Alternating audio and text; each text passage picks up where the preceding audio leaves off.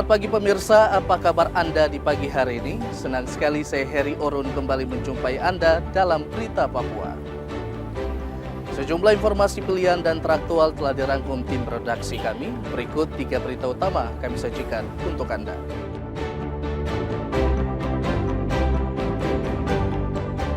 Diduga korsleting listrik, sebuah toko perabotan rumah tangga 3 lantai di kota Sorong ludes terbakar.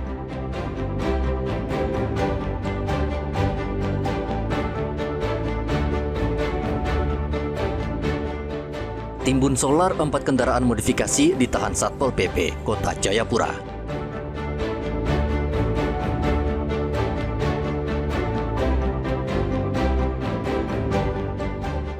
Jumlah pemudik Nataru dengan menggunakan kapal laut melonjak hampir 3 kali lipat.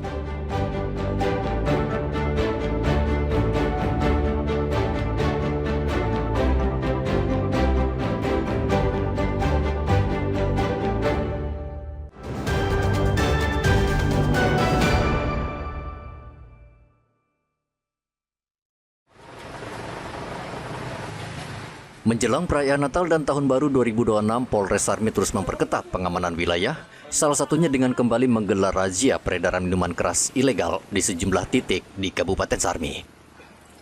Razia kali ini menyasar minuman keras berlabel maupun minuman keras tradisional yang diproduksi dan diedarkan ilegal. Dalam operasi tersebut, personel dibagi ke dalam 2 tim khusus untuk memaksimalkan jangkauan razia di wilayah Kabupaten Sarmi. Meski sebelumnya operasi serupa telah dilakukan, petugas di lapangan masih menemukan masyarakat yang nekat menjual dan memproduksi minuman keras ilegal. Hasilnya, petugas berhasil menyita ratusan liter minuman keras tradisional jenis bobo dan cap tikus, serta berbagai botol minuman keras berlabel. Tak hanya itu, aparat juga menyita sejumlah peralatan masak yang digunakan warga untuk memproduksi minuman keras tradisional di Kampung Sarmi Kota. Razia minuman beralkohol demi menjaga situasi dalam rangka menyongsong Natal dan Tahun Baru tahun 2026. Untuk sasaran minuman yang berlabel dengan segala merek dan minuman keras tradisional beserta dengan peralatan yang digunakan untuk minuman tradisional yang berhasil kami sita di Polres Sarmi. Polres Sarmi mengimbau masyarakat untuk turut menjaga keamanan dan menjauhi minuman keras ilegal demi terciptanya suasana Natal yang aman dan damai. Razia serupa akan terus dilakukan secara berkelanjutan hingga perayaan Natal dan pergantian tahun nanti. Arthur dan Riantonai melaporkan dari Sarmi, Papua.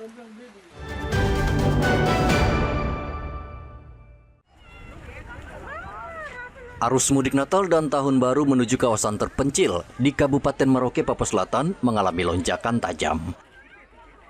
Penumpang bahkan berebut naik ke atas kapal motor Sabuk Nusantara 53 demi mendapatkan tempat beristirahat.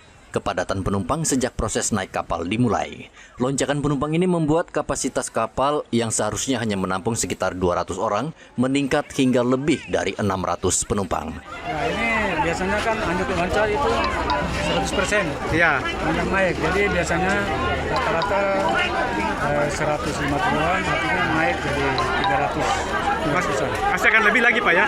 Ya, kita belum pastikan ya. Oke. Kita lihat finalnya. Oke, siap. KM Sabuk Nusantara 53 dijadwalkan berlayar menuju kawasan Wanam, distrik Kimam untuk mengangkut warga yang akan merayakan Natal dan Tahun Baru di kampung halaman. Pihak terkait diharapkan dapat meningkatkan pengawasan guna memastikan keselamatan pelayaran di tengah tingginya arus mudik.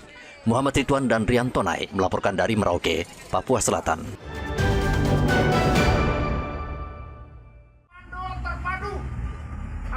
Jajaran Perhubungan Laut di Merauke bersama Kepolisian Perairan, TNI Angkatan Laut, serta Basarnas menggelar apel kesiapan pengamanan mudik. Apel kesiapan ini dipimpin langsung oleh Kepala Kantor Kesyah Bandaran dan Otoritas Pelabuhan atau KSOP Pelabuhan Yosudarso, Merauke. 8 fokus keselamatan dan keamanan pelayaran laut yang dikeluarkan oleh Direktorat Jenderal Perhubungan Laut, Kementerian Perhubungan Republik Indonesia. Langkah ini dilakukan sebagai upaya memastikan kesiapan seluruh unsur terkait dalam menjamin keselamatan pelayaran, khususnya bagi penumpang dan angkutan barang. Jadi kami untuk KSOP, kita langkah-langkah yang sudah kita ambil yaitu kita udah melakukan ram cek untuk persiapan Nataru untuk 7 kapal yang ada di sini, khususnya untuk perintis, dan juga ASDP ada 2 kapal, dan berarti 9 tambah PSO itu ada 3. Jadi kita udah dari November itu semua kita udah lakukan ram cek dan sudah memastikan untuk alat-alat keselamatannya tersedia. Ketika cuaca ekstrim itu kita akan lihat dari keluaran cuaca, perakiraan cuaca BMKG. Jadi ketika dia merah ataupun ombak, kami akan tidak atau menunda keberangkatan. KSOP Merauke akan terus meningkatkan pengawasan, termasuk pengecekan kelayakan kapal dan kesiapan awak kapal, guna meminimalisir resiko kecelakaan laut. Apel kesiapan ini diharapkan mampu meningkatkan koordinasi lintas instansi, demi terciptanya pelayaran yang aman, tertib, dan lancar di wilayah perairan Merauke. Muhammad Ridwan dan Riantonai melaporkan dari Merauke, Papua Selatan.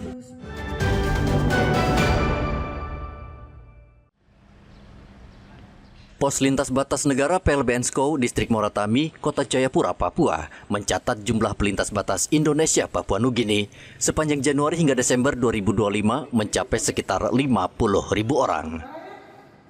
Kepala PLBNSCO Niluh Puspa Jayaningsih mengatakan mayoritas pelintas merupakan warga negara Papua Nugini yang menggunakan pas lintas batas atau PLB. Para pelintas tersebut umumnya datang ke wilayah Indonesia untuk berbelanja kebutuhan sehari-hari di pasar perbatasan SCO karena harga barang dinilai relatif lebih murah. Mereka lebih banyak berbelanja apa? Bahan makanan, Bahan pokok. lebih ke sembako, ya sembako, terus baju-baju, kemudian alas-alas tidur, tapi paling banyak sembako dengan peralatan rumah tangga. Kalau ekspor kita sendiri banyak bahan-bahan makanan dan juga bahan-bahan bangunan. Itu banyak yang dari Indonesia ke PNJ. Iya, Indonesia. Pengawasannya mereka kan banyak sekali jalur tikus ini. Mereka masuk. Kita berkolaborasi tetap dengan TNI Polri karena wilayah yang luas ini kan kita tidak mungkin sendiri. Tetap karena kalau mereka bawa barang ilegal tidak mungkin lewat PLBN karena ada X-ray, pasti nanti becukai kan. Tapi kalau lewat luar yang jalur tikus itu yang perlu dijaga. Karena kemarin juga banyak ganja lewat samping-samping. Kita pokoknya selama imigrasi PNJ mengeluarkan manifest, kita di sini tinggal cap, boleh masuk, nanti sore harus balik, tidak boleh nginap. Pasar perbatasan SCO dibuka 2 kali dalam sepekan, yakni setiap hari Selasa dan Sabtu, guna memfasilitasi aktivitas belanja kebutuhan pokok masyarakat lintas batas. Pengelola PLBNSCO bersama instansi terkait seperti imigrasi, bea dan cukai, karantina, serta TNI dan Polri terus meningkatkan pengawasan secara ketat. Langkah tersebut dilakukan untuk mengantisipasi masuknya barang ilegal, sekaligus memastikan seluruh aktivitas perlintasan berjalan tertib, aman, dan sesuai ketentuan. Selain sebagai pintu gerbang negara, PLBNSCO juga memiliki peran strategis dalam mendorong pertumbuhan ekonomi kawasan perbatasan melalui aktivitas perdagangan lintas negara yang berlangsung secara legal. Hendra dan Riantonai melaporkan dari Kota Jayapura, Papua.